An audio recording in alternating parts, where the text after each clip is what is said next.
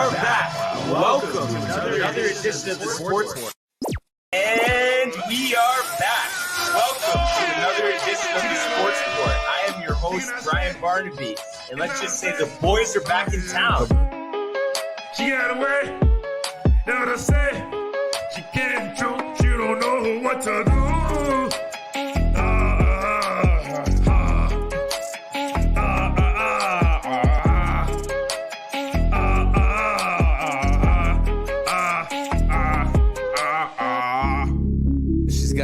She's gotta go. Bye.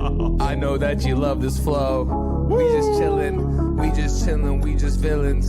We just chillin', we some villains. I love it up, get the ammo and I stick it up. I grab shots on the top of shots. I bust the clip and I let it dip. I make it poop, make it explode. Touch your toes, hit your nose. Can you touch your toes? And we are back. Welcome to another edition of the Sports Court. I am your host, Brian Barnaby. We got Gino back in the building again. 2 days in a row. We're back at it. Let's do it. Let's go. And of course, Tony on the couch. Oh, hello, world. And on the other side of the glass, Maine Magic Mike. Jesus criminy. Hey, hello world. How are you? Jeez, camera operating skills subpar today. And as we always do, we will start in the world of the National Basketball Association. LeBron James at the buzzer.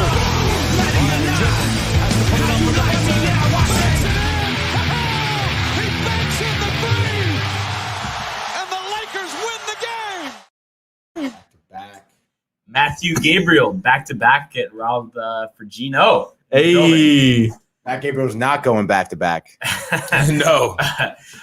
So last night we had, Game 5 of the Western Conference Finals, and the Clippers, avoid elimination, 116-102. And now it's a 3-2 series lead for the Suns. And Paul George put on another show. 41 points, 13 boards, 6 assists. Reggie Jackson's been on fire all postseason. He had 23. And Morris, he had 22 points. He's been big. And how about DeMarcus Cousins? 15 points in 11 minutes. And the Clippers really dominated in the paint this game, which is a surprise, going up against DeAndre Ayton, one of the better centers in the league. They outscore the Suns 58-32 in the paint. And you look at it on the Suns side. I mean, Booker had 31, Paul had 22 and 8. And then, 8 and 10 and 11. I mean, not his best game. The first thing that comes to mind here, I mean, I still feel very confident, even though, this series is going to go back to the Staples Center for Game 6. I feel confident, the Suns will close it out next game. But just kind of the feel, of these last few games here, I mean, I just am getting more and more the sense that Paul George plays better without Kawhi Leonard. I mean, what do you think about that, Gino?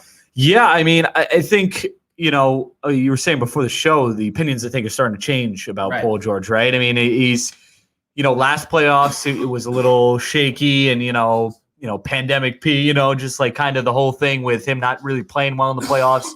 But he's really showing out, and I think it might be that he's just better without Kawhi, and the question then becomes: is he better without any teammate? And obviously he played well with the Pacers, with the Thunder when he was the solo guy there. So obviously seems to do well when he's the guy there. Maybe he needs a better number 2 rather than having Kawhi as like a combo superstar type thing. But he's been really performing really well, and I think that a lot of people are surprised, but starting to get their love back for PG, because I feel like that was lost a little bit. Oh yeah, everyone's giving a tough time and kind of forgetting the fact, okay, he didn't show up in a couple postseasons, but at the end of the day, he's been one of the better players in the league, for the last 10 years or so. So I think people kind of forget about that. And I kind of think, listen, of course he's injured now and you had the bubble last year, but I kind of think like this post, I guess, Toronto Kawhi might not be the team player, that he used to be. And I kind of question whether he's ever going to win a title again, because it just I don't know. Something just has happened right in Los Angeles. And like I said, I know he's injured now, but I don't know. He's a different guy. Yeah, he does seem different. I mean, we're used to him being that, back in San Antonio, we're calling one of the best two-way players, possibly the best two-way player in the league. And, obviously went to Toronto, did his thing there. And since coming to LA, it's kind of been very, up and down, lots of drama, lots of, it seems like he went to LA, kind of got his championship, and now he's there to relax, play basketball, and finish out his, it's like, doesn't seem like he's there, for the right intentions a lot of the time. And it seems like he's a different person than he was, like you said, in those other places. So it's interesting. Seems like this team maybe doesn't have as much or has a little bit more chemistry without him on the court. I mean, you're getting, 4 different guys scoring in double figures and kind of getting the ball around. Paul George scoring 41. I mean, it's a different team, it looks like, out there. And they've, kept up with this Suns team. And if the ball bounces their way in a couple of games, it could be a 3-2 series lead rather than a 3-2 series deficit. Yeah, absolutely. I mean, you think about that Ayton walk-off alley-oop. The walk-off alley-oop, the 84-80 game. I mean, both teams played poorly in that game. If they play a little bit better, so you never know. It could be a different series. Mike, what's your thoughts just overall on, the Paul George, the way he's been playing, him being better without Kawhi, and Kawhi possibly, being a team killer as far as chemistry is concerned? With the 10th pick in the 2010 NBA draft, George Hill, the Indiana Pacers select Paul George of Fresno State University. Look at that young buck.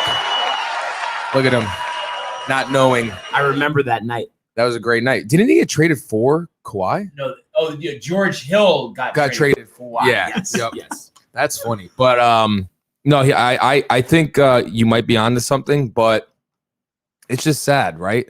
Don't you remember Kawhi when he was like 22 on the Spurs and everybody just loved him? I loved him. I mean, we had his jersey up and then we took it down because he's trash. It's tough, dude. It's tough. And to see Paul George do better without him, it's a little alarming. Because it just, you can't argue the fact, okay, of course, like, he was great in Toronto, really a team guy there, but I think that was more because they catered to his every need, just whatever he wanted. They laid out the red carpet for him, but it's just like, I think he's so about him that he doesn't mesh well with other teammates, and I think that's the biggest problem.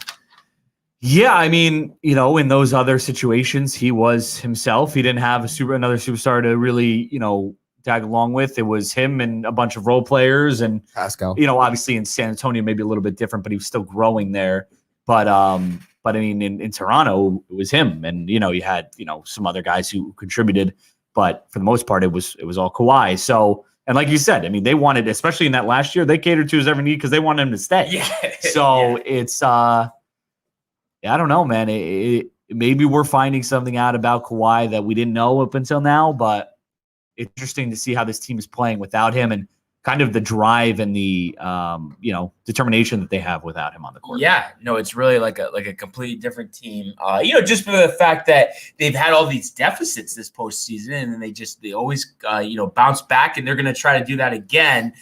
Game 6, will be Wednesday, 9:00 ESPN, like I said, at Staples Center. And like I said before, I mean, I'm confident. I think the Suns have been a little bit of a funk, of recent, but I think they're due to really have a strong performance. They don't want to take this back to Phoenix, for Game 7. So I'm confident, but, obviously you with your, rooting interest with Chris Paul, are you nervous at all? I think so. I think we haven't, you got a good game out of Book yesterday, but I mean, I feel like we're still not getting this full potential Suns team, and I'm not sure if that's because this Clippers team has been clicking and been kind of figuring it out and figuring it out as a team, but feels like we haven't gotten a really solid Suns performance since maybe Game 1 or Game 2, and that was without Chris Paul. So, I mean, in yesterday's game, you have Book and Paul going for 31 and 22.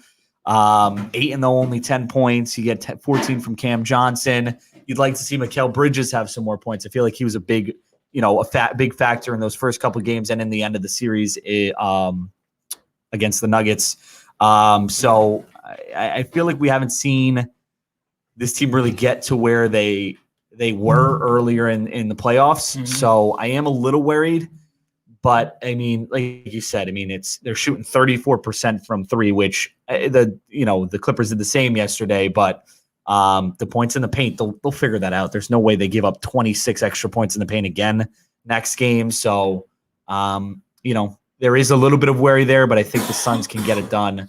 Get it done on the road and close this out and then move on to the finals. Yeah, absolutely. So, we'll see what happens, when that series resumes tomorrow. As far as today, we do have game 4 of the Eastern Conference Finals.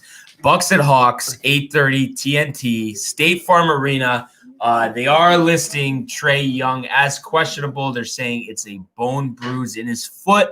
But kind of like what we said yesterday, I haven't heard anything definitive, but I'm just fully expecting, him to give it a go. He's relishing this opportunity no matter how, and he might be in a lot of pain, but I just think it's like, he's not going to let this go for a second. He's the type of guy that in his head right now, it's like, this is my Jordan game. Mm-hmm. This is my Jordan game. I'm going to go out there. I'm going to have a broken foot and feel terrible. And I'm going to go knock down 30 shots or whatever. That's what's going through his mind, because he's that type of competitor, and that's his mindset. You can tell it. He's not very shy about showing his emotions and his, I guess, kind of, feelings on the court. So I have a feeling he's going to go. How effective he's going to be, I'm not sure he's going to be very effective, especially if it's a serious bone bruise. It's just hard to see. It's hard to see this team functioning without him at full strength, and I can't imagine he's full strength. They're going to be. They're going to have to. If he looks good tonight, I would imagine he got, unfortunately, shot up with a lot of drugs. Yeah, 100%. That's what's happening, baby. Let's go. No, I would say so. And it just question for both of you guys, and I'll start with you, Mike. What are you expecting in terms of production, combined point-wise from Giannis, Middleton, and Holiday? And do you feel that the Hawks have any type of shot here with, as we know, Trae, if he plays, is not, going to be 100%. What do you think about that? You're going to see those dudes obviously do what they've been doing, but I think you could see a rally from Atlanta, like the team, if Trae gives it a go and let's say he can't play.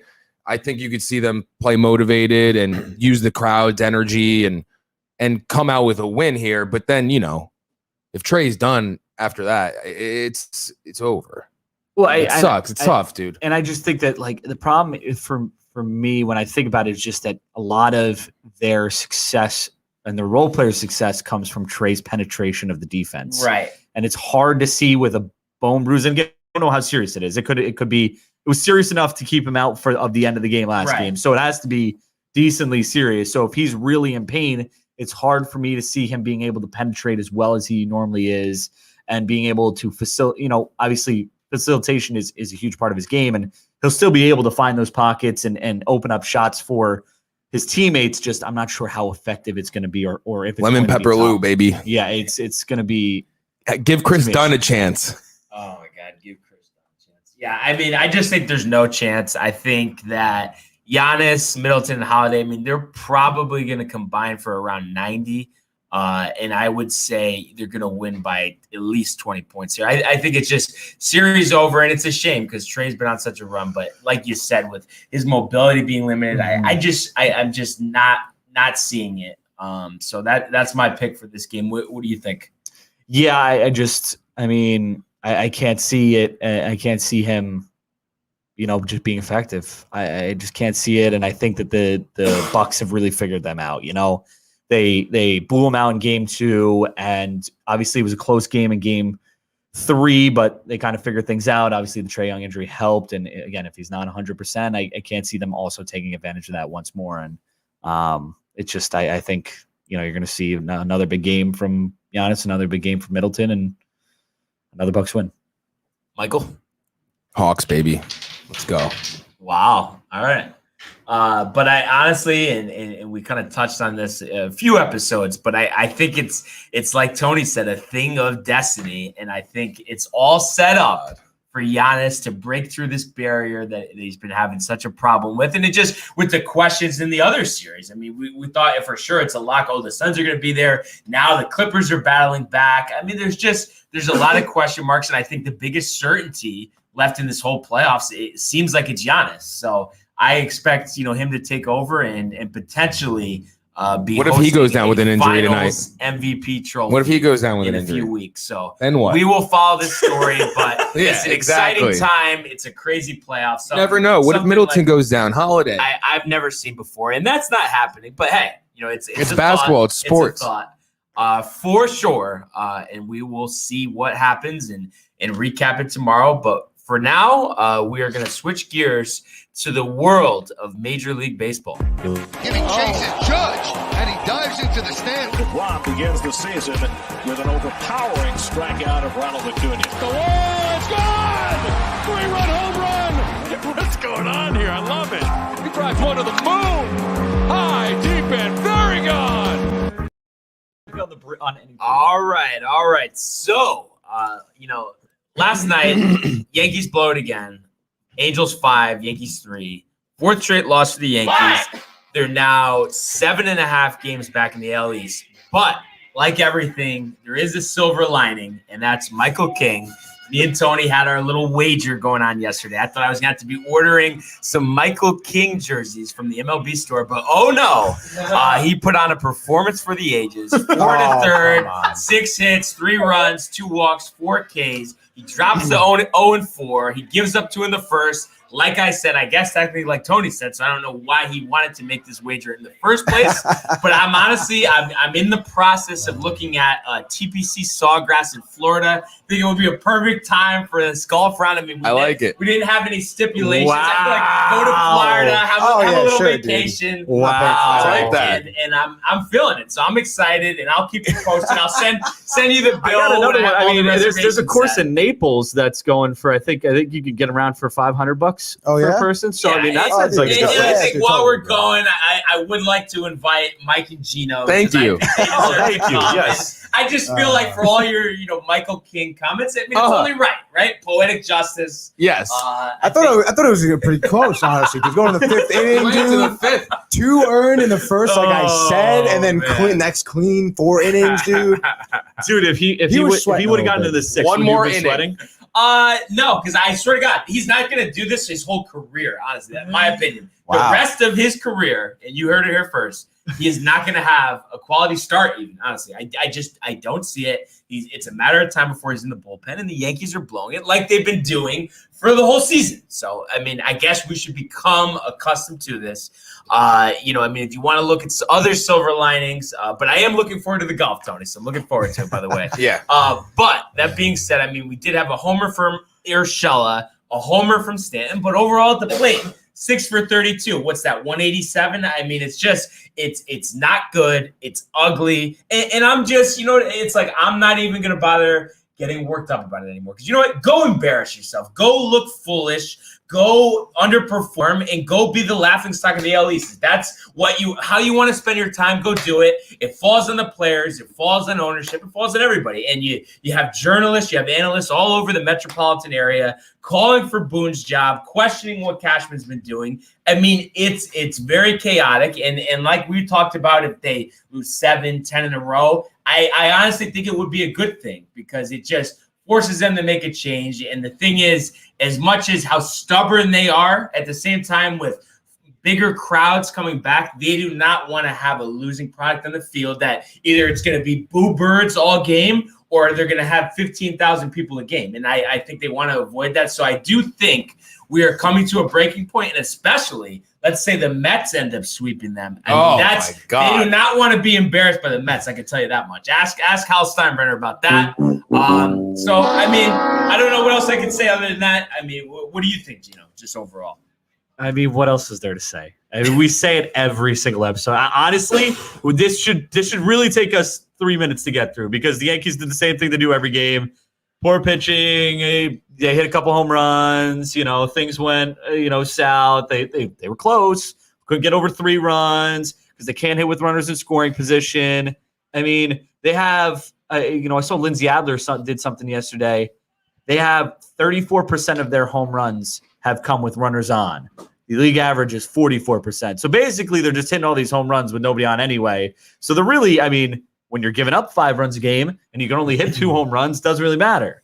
So I mean, it's pointless to just keep talking about it because we're gonna say the same thing over and over again. So until they change, I mean, they suck. Boone needs to be fired. Cashman needs to be fired. Trades need to be made. I mean, sound like a broken record at this point. And before we get to Tony here, one thing that irks me too, look at the San Francisco Giants. You're telling me that the Yankees do not have more talent on their roster than the San Francisco Giants? This is the thing, though, right? We talked about it before. Hal doesn't want to spend money. Cashman's not the guy to bring in guys without the money. So, the analytics department clearly isn't doing what they paid millions of dollars to create. And what are we doing? We're just sitting here. That's basically what we're doing. We're sitting here and we're just accepting the fact that we're just going to keep losing. Again, like I said yesterday, it's hard for me to care when it doesn't feel like the front office cares. Yeah. So and they don't care about what we think as fans. But I do think a breaking point's coming, and whether that's some type of move happening, whether somebody's getting fired. I mean, they're not. I understand they've waited too long as it is, but they're going to do something because, like I said, you would hope. Yeah, I do think it's going to end up being Boone. I mean, maybe they'll start with Tim's. I don't know, but this is a mess. And Tony, please just make some type of sense of this for me. I mean, I can't really. I mean, in terms of your Giants comment, I mean, yeah, no one expected them to be the first team to reach 50 wins. And you look at their team, like besides Posey, who's like maybe like the comeback player of the year, like they really don't have any outstanding players. But what they do well is that they play baseball fundamentally. You look at the Yankees, like they don't play baseball. They have shoddy defense, horrific base running, and that's what really kills them. I mean, yeah, you can talk about how they're a team that's that was made to hit home runs, and then MLB goes and changes the ball. They bring in Garrett Cole, and there's the whole spider tack thing, and he has not been doing well enough. The Yankees also doubled down on Kluber. That didn't work out for them. But, it's just a matter of shit like that happens, like unfortunate events happen, and it's a matter of how you can adjust to it. And they're not at all. They're sitting there doing nothing, and which is why they continue to lose at that point. And they really just don't have an answer. And like you said, I think at this point, you got to call for Cashman. You got to call for Boone because they're not doing anything. And if you get rid of Boone, you keep Cashman. I feel like Mike talked about it yesterday. He's going to bring another manager who's like Boone, who's like a puppet, just to do whatever Cashman wants. So I think at this point, you got to get them both out. And I agree absolutely. But I think like it's all a puzzle, I guess you could say. So I think the players have to be held accountable here. Mm-hmm. And you've heard a lot of people say that there's no passion, there's no fire. Right. I mean, do you buy into that? And do you also think possibly it's a lot of pity party, a lot of moping, and that's making this even worse? Right. I absolutely do. I really hate the way the Yankees talk to the media. I mean, they're very just like, oh, well, with the bats are there, the hits are there, just be more consistent, whatever. It's very just like, just garbage coming out of the mouth, dude. There's no like real answer. And I'm going to use the Mets as an example. You watch the Mets play, they have fun out there, man. They're having a great time winning or losing.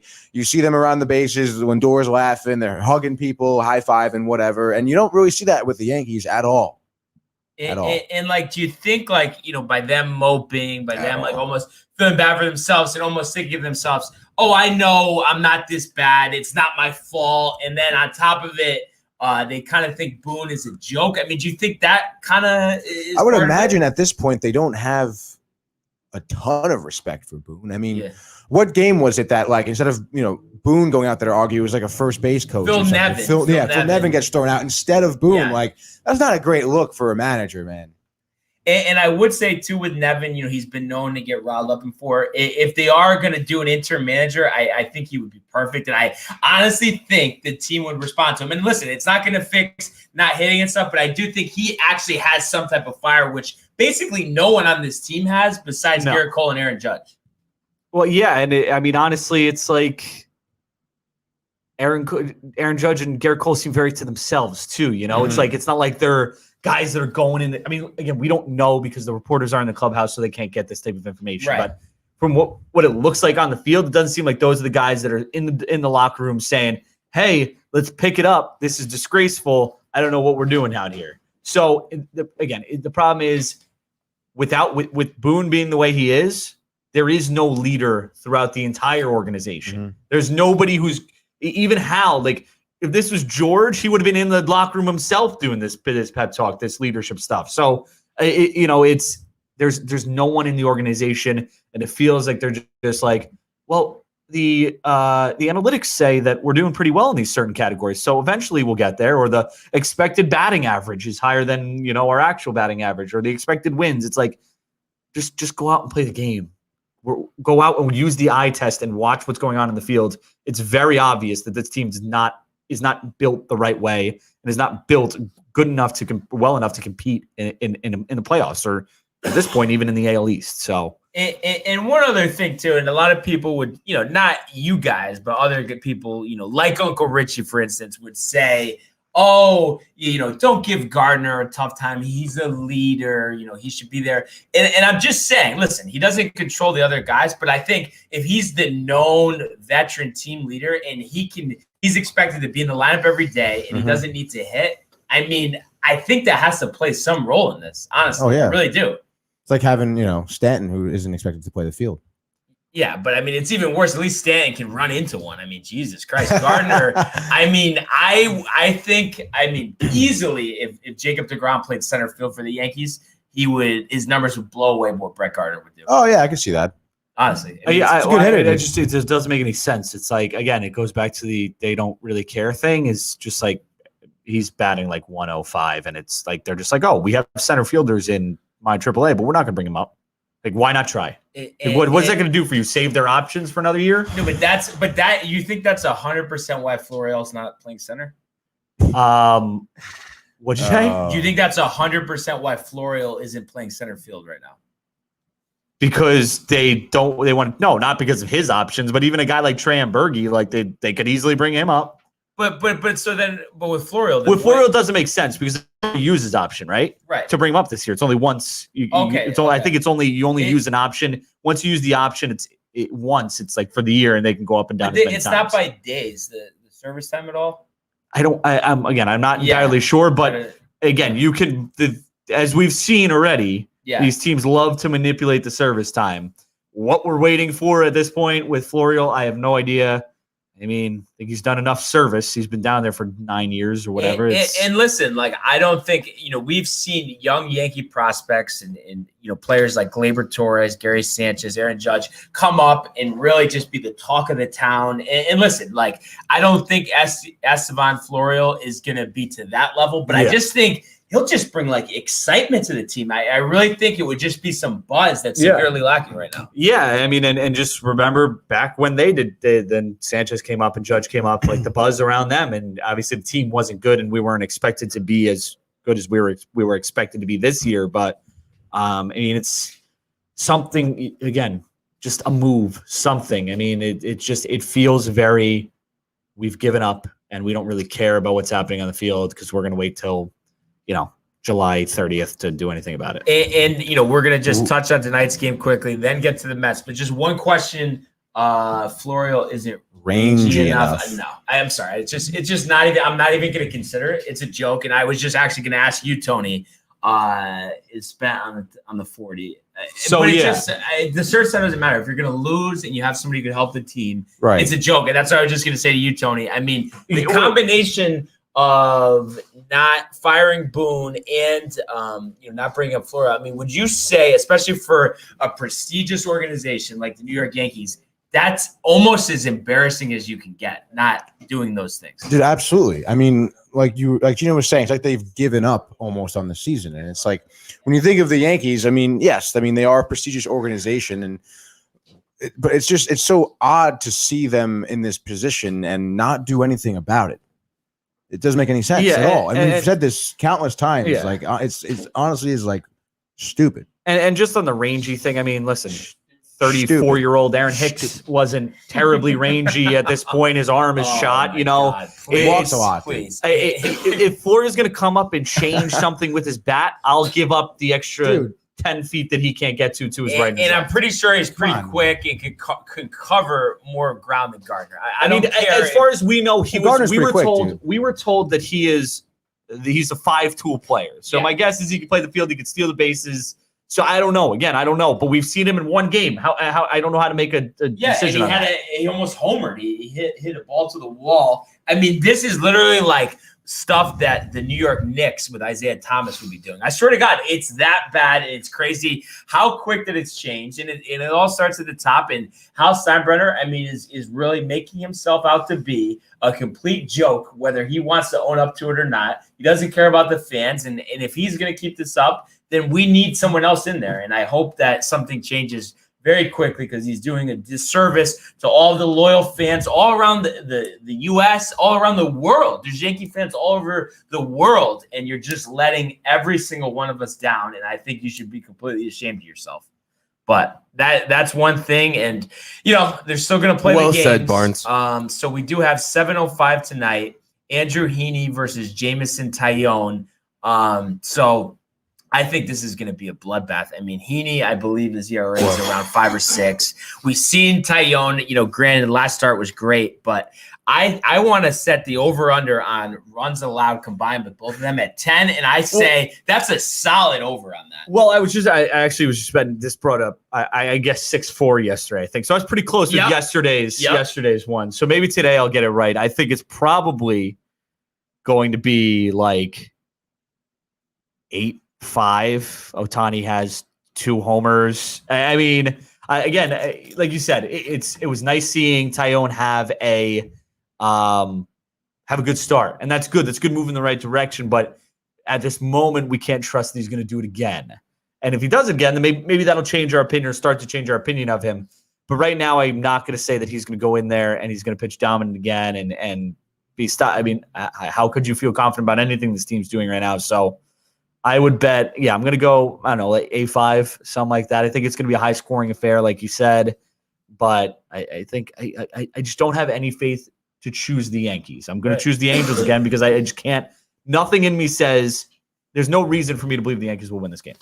Yeah, I mean, it just seems like we're on the way to the bottom, falling out.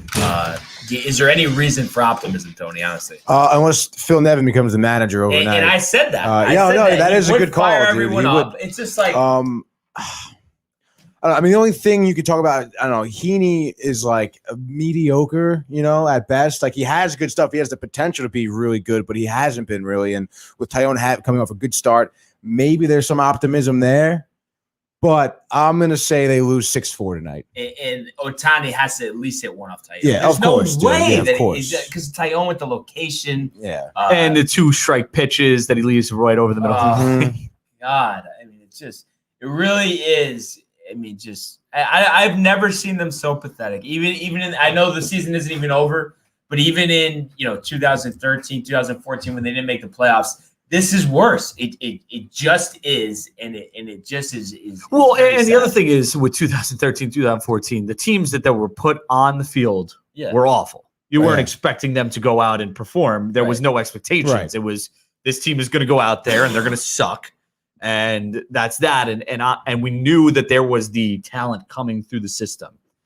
We're kind of at the end of that. We're the teams on this field that should be very good, and the products in the farm system, while good, they're not as good as the products that we had in the farm system back then. It's a whole different situation than then. So it is definitely worse than those seasons, just because it shouldn't be like this. And the thing that's sad is the fact that you look at 2015. I mean, the team they did make the AL wildcard game, and they did get blanked by Dallas Keuchel, but this team, I think, is far and away more talented than them, and they look like they're not going to make the playoffs, and that is just pathetic.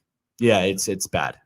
I mean, again, somehow we still get into this debate and still get into this argument. Really, like I said, it should take 3 minutes, because the same thing is every time. So I know, it literally is. Yeah. And one thing though, I think that and then we talk about the Mets for 5 seconds.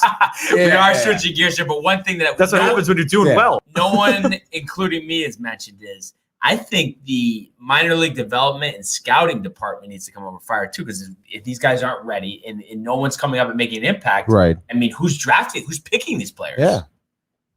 I mean, you could say that's the most important part of a franchise, really, Easily. because that's where everybody comes from. Mm-hmm. Well, yeah, and again, they love it's not even just the draft; it's the international money that they use and how they're utilizing that and who they're bringing in there. So, I mean, I don't know, but again, it's like, I don't know, has the draft even happened already for MLB? I want to say I don't think so, but it's probably soon. They do it in the middle of the year. So then it's supposed to be in June, but because everything got pushed back, I think because College World Series is still going on right now. Right. Oh yeah, because they actually do it during the College World Series. I was thinking they waited, but they don't. Yeah. So I think it's actually pushed back. But again, they say all the time that like people don't like to make moves before the draft with all the compensation picks and all that. But at a point, that fifth rounder that you got to give up is worth it when your team is shit on the field and you got fans that something. I mean, and it's like, if you don't want to give up the fifth rounder, then nail the draft and like stop like making bad picks. Yeah, because like clearly you've made some bad ones. So we will see. I'm not confident in this one at all. So it's just going to be a matter because I don't. July 11th in Omaha. I don't think they're going to shut. I don't think Taillon is going to shut them down. It's just a matter of outslug them, and that's, I don't know. I mean, they just haven't outslugged many teams. They still haven't even scored 10 runs, I don't think, all season, which has to be a record for the last 15 years. I thought they had one. I feel like they had 111 run game. I mean, we're going to have to research this. My guess is 8. I honestly, I don't think that they do a quick search. Maybe 9. I do recall you being hyped that they had double-digit numbers. I remember saying, when are they going to get it?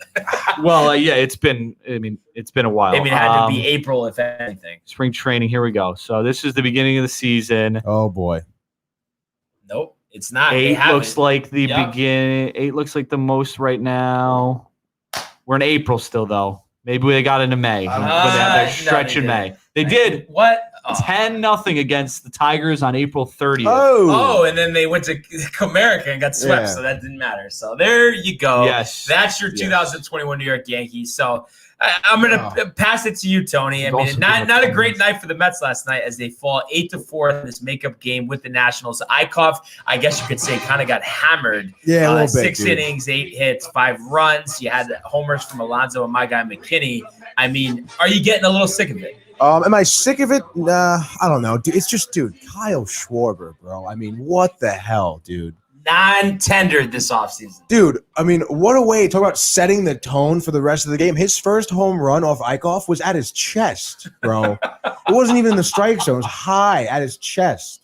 And he pulls it. It was unbelievable. It's honestly kind of ridiculous. I mean, you got to tip your hat to him, you know?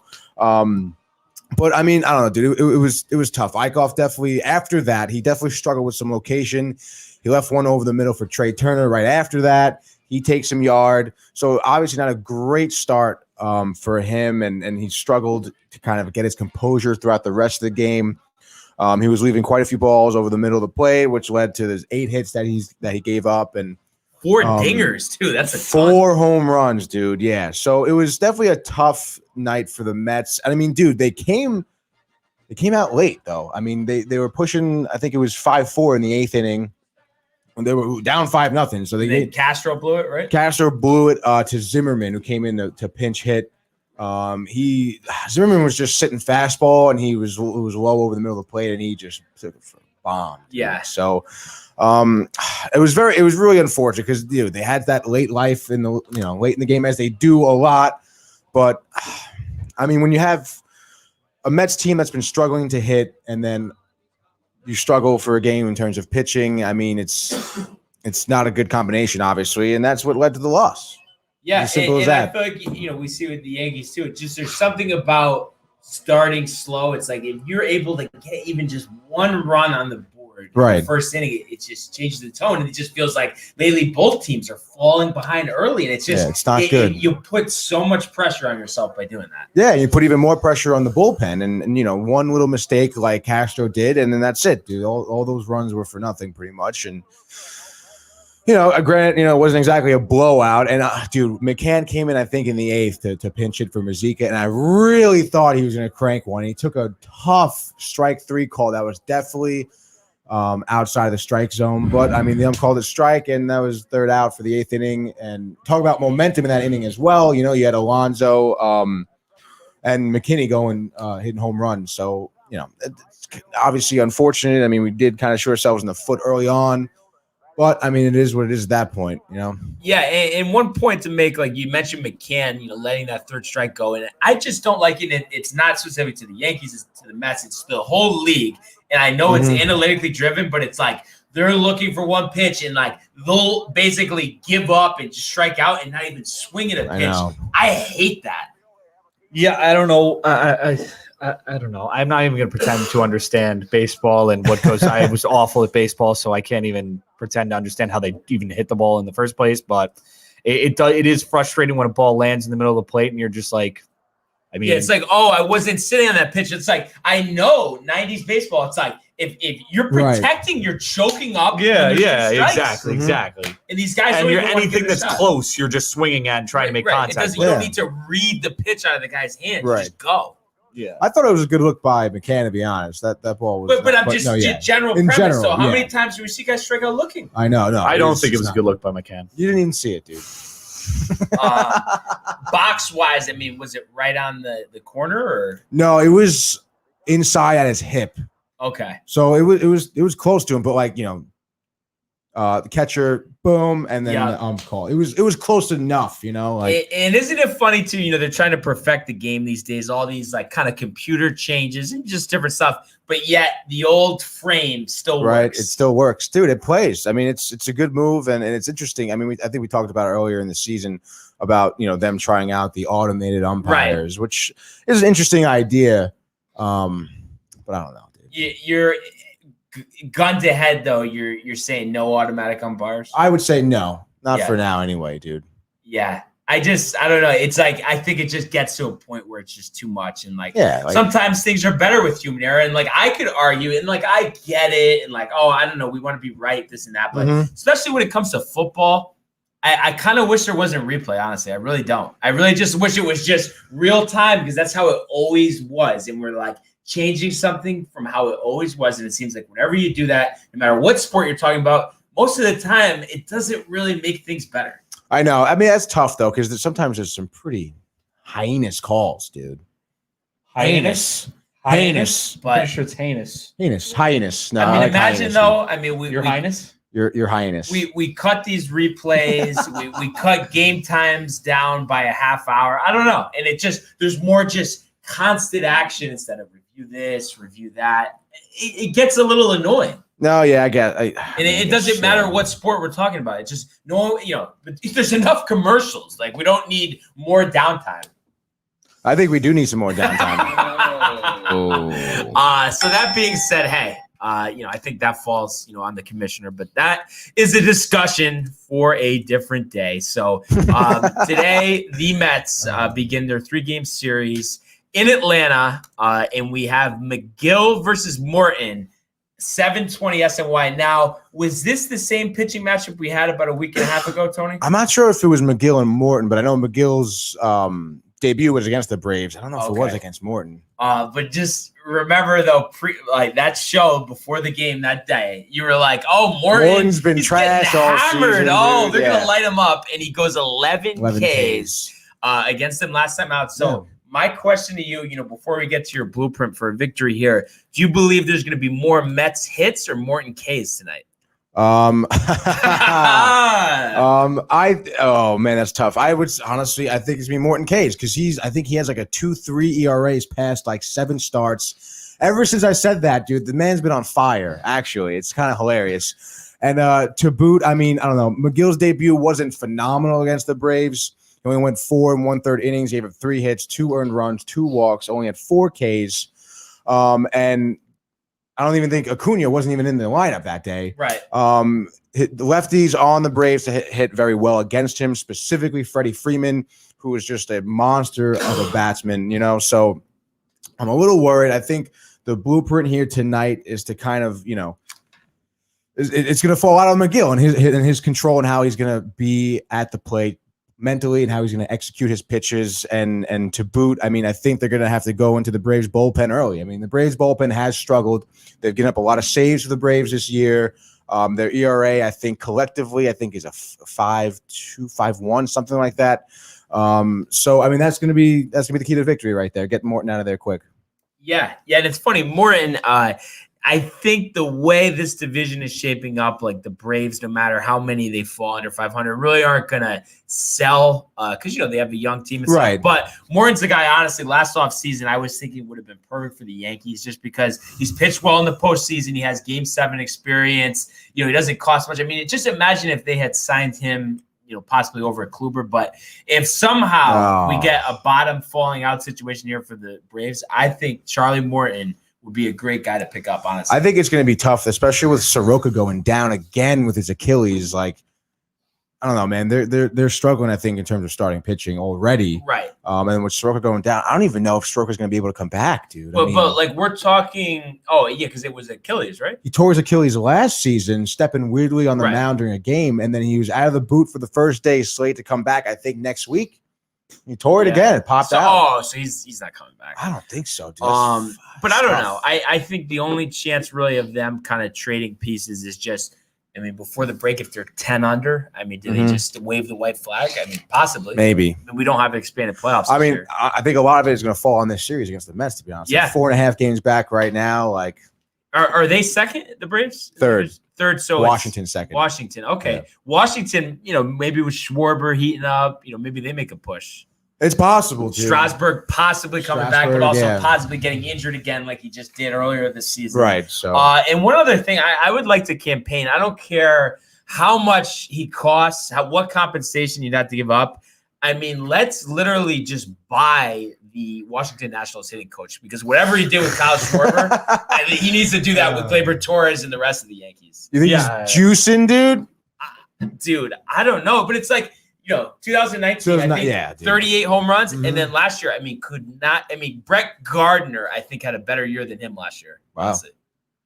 No, yeah, you're right. Last year he was not. He was struggling at the beginning of this year too, though. Yeah, and then there's just been this he's hitting like Barry Bonds just in this short amount of time. It's unbelievable, crazy. Dude. It is, and it's because remember for years though the Yankees were talking about bringing him over. Yeah. Well, again, him, Mike Moustakas, any left-hander.